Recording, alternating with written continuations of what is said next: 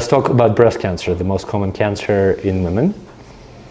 How good is a mammogram to detect breast cancer? So let's look at a woman who is 40 to 50 and a 2D mammogram. How good is it? It's about 30%, okay? So there is a breast cancer right there, which is hard to see because this woman has dense breasts because she's young, and young women have dense breasts because there is proliferation in the breast tissue, and they have breast tissue that's having lots of support structure and more sturdiness, and that's by definition the case. So we try to improve this imaging by doing three-dimensional mammography, which is showing this lesion better. It's right there. But in fact, it's actually looking more like this. This is a breast MRI. This tumor is huge. There is a different type of breast cancer around it, and there are lymph nodes around. So there is a total sense of false security when you go to standard of care for monitoring, because I can't tell you how many like gynecologists I talk to, and they say, okay, you're 40, we're going to send you for a mammogram. And the question is, okay, well, what is my risk of breast cancer?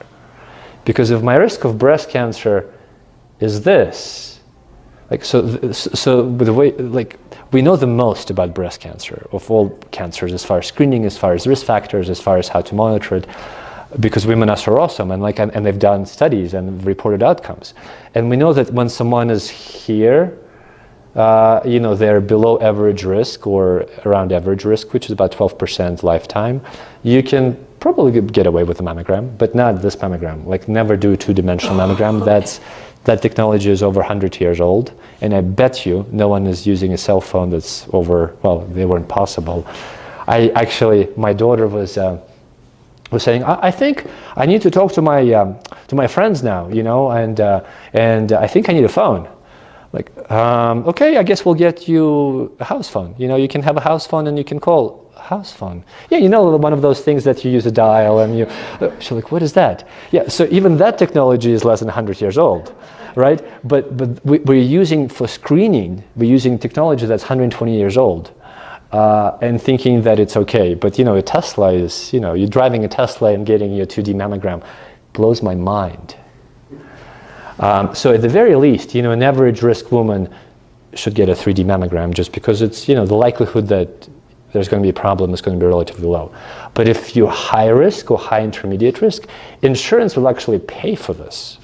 You might need to do some massaging, this and that, but they'll actually cover this, because again, there is nothing magical about certain genes. It's really what is your risk and how to assess it.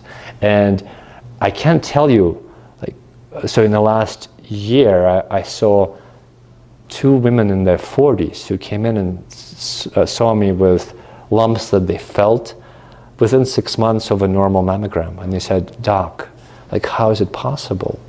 Like, here it is, here's the lump. But I had a completely normal mammogram 6 months ago.